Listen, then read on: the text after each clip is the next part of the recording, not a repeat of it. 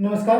आज हम भारतीय संविधान से संबंधित बहुत इम्पोर्टेंट बिंदु यानी कि भारतीय संविधान की प्रस्तावना यानी उद्देशिका पर बात करेंगे यहाँ पर। ठीक है।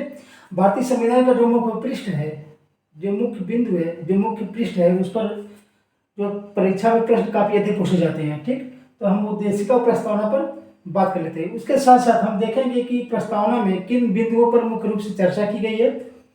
मूल संविधान से हट करके 42वें संविधान संशोधन द्वारा किन शब्दों को इसमें जोड़ा गया, उस पर भी बात करेंगे। तो आइए सबसे पहले हम बात कर लेते हैं उद्देशिका से संबंधित मुद्दे।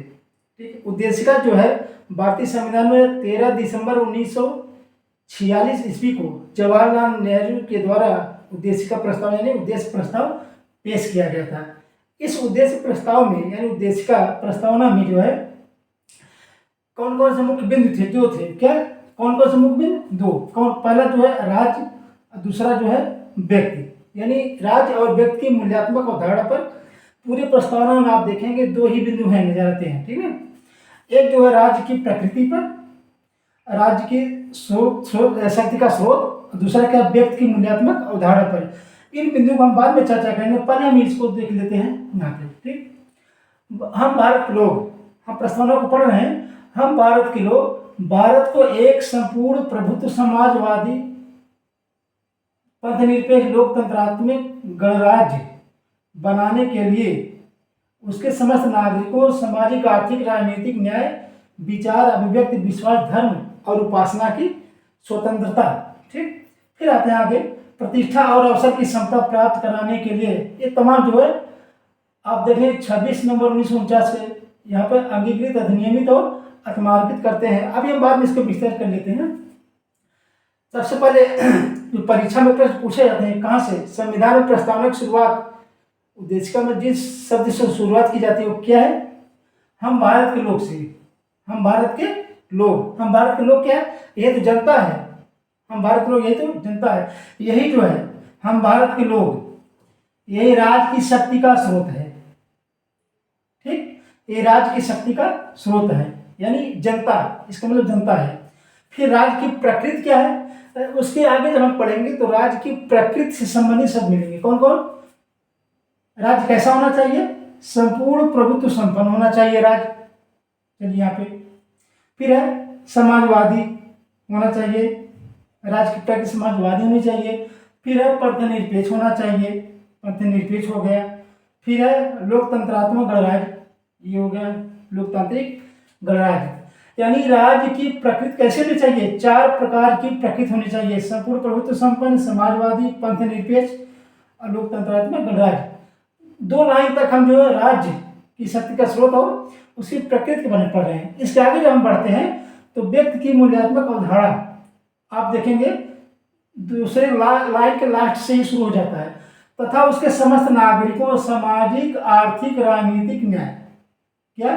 सामाजिक आर्थिक राजनीतिक न्याय। कितने प्रकार के न्याय हैं प्रस्तावना में यानी उद्देशिका में? कितने प्रकार के न्याय की बात की गई है, परीक्षा में पूछा जा सकता है। ठीक, पहला है सामाजिक, तीन प्रकार के न्याय, सामाजिक न्याय, आर्थिक न्याय और राजनीतिक न्याय। यहाँ पे हमने लिख दिया है सामाजिक आर्थिक और राजनीतिक न्याय। ठीक, आगे बढ़ते हैं हम।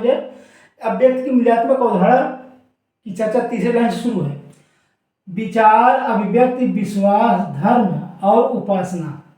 क्या? 1 2 3 4 और 5, 5 प्रकार की क्या स्वतंत्रता है? विचार अभिव्यक्ति विश्वास धर्म उपासना, 5 प्रकार की स्वतंत्रता की बात की गई है। पूछा जा सकता है कितने प्रकार की स्वतंत्रता की बात की गई? 5 प्रकार की। फिर है समता की बात कितनी की गई है? 2 प्रकार की समता, प्रतिष्ठा और अवसर। यहाँ देखिए प्रतिष्ठा और अवसर की समता, 2 प्रकार की समता की बात की गई। यहाँ पर याद कर लीजिए इसको।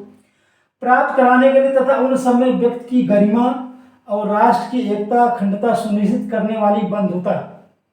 ठीक, बंधुता क्या सुनिश्चित करने के लिए? बंधुता 2 प्रकार से है। कैसे?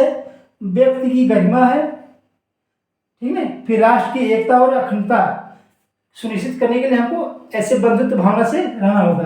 ठीक, बढ़ाने के लिए दृढ़ संकल्पित होकर अपनी इस संविधान सभा में आज तारीख 26 नवंबर 1949 ईस्वी, फिर आगे जो है मिति मार्गशीर्ष शुक्ल सप्तमी संवत 2006 विक्रमी को ये तिथि है, 26 नवंबर 1949 द्वारा इस संविधान को अंगीकृत, अधिनियमित और आत्मार्पित करते 3 शब्द प्रयोग किया गया है।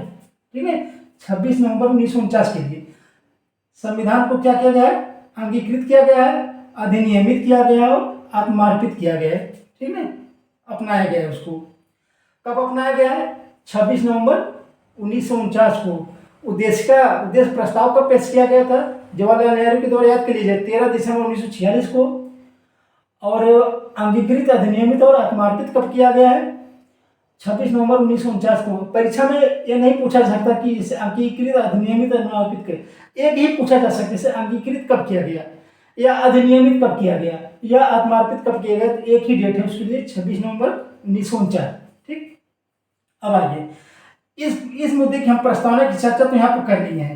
ठीक है, जो भी यहाँ लिखा गया इसमें प्रस्तावना में राज्य और व्यक्ति पूरी लाइन में 1 2 3 4 5 6 7 8 जो भी लाइन है, हम इसमें राज्य और व्यक्ति की मूल्यात्मक अवधारणा की बात कर चुके हैं। अब आगे हम बढ़ते हैं। ये 42वां संविधान संशोधन क्या है? ये बहुत ही इंपॉर्टेंट है। ये इसमें क्या किया गया है? 42वें संविधान संशोधन द्वारा 3 शब्द जोड़े गए। कौन कौन शब्द जोड़े गए थे? और क्रम से पहले क्या है? समाजवादी, ये शब्द। दूसरा पंथ निरपेक्ष, ये शब्द। तीसरा क्या है? अखंडता। कहाँ गया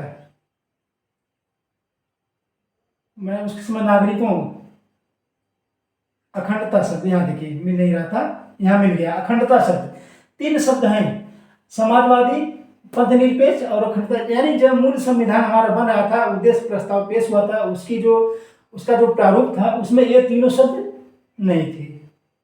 ये कब जोड़े गए? 42वें संविधान संशोधन द्वारा ये 3 शब्द जोड़े गए। क्रम से क्या है? समाजवादी, पंथ निरपेक्ष और अखंडता शब्द जोड़े गए थे। यानी मूल संविधान में ये लिखा गया था, भारत को एक संपूर्ण प्रभुत्व संपन्न लोकतंत्रात्मक राज्य बनाने के लिए यहाँ से शुरू किया गया था। ये शब्द नहीं पढ़ा गया था वहाँ पे। ठीक, क्रम पूछा जाएगा यही है, समाजवादी, पंथ निरपेक्ष, अखंडता शब्द। फिर जो है उद्देश्य से संबंधित जो है कभी कभी विवाद होता है कि ये संविधान का भाग है कि नहीं। ठीक है, तो अब भाग नहीं है उसको छोड़िए, भाग है। 2 प्रकार के वाद है इसमें। कौन? एक केशवानंद वाद में इसको स्वीकार किया गया, दूसरा बोम्मई वाद में इसको स्वीकार किया गया कि जो देश का संविधान का भाग है। ठीक, अब दोनों को छोड़ करके जो भी वाद रहेंगे उसमें नहीं है। तो अब क्या है? देश का संविधान का भाग है, 2 वाद में कहा गया है, केशवानंदवाद और बोम्मईवाद। ठीक, तो परीक्षा की दृष्टि से इसमें काफी प्रश्न बनते हैं, उस सबको हमने समझा दिया यहाँ पर।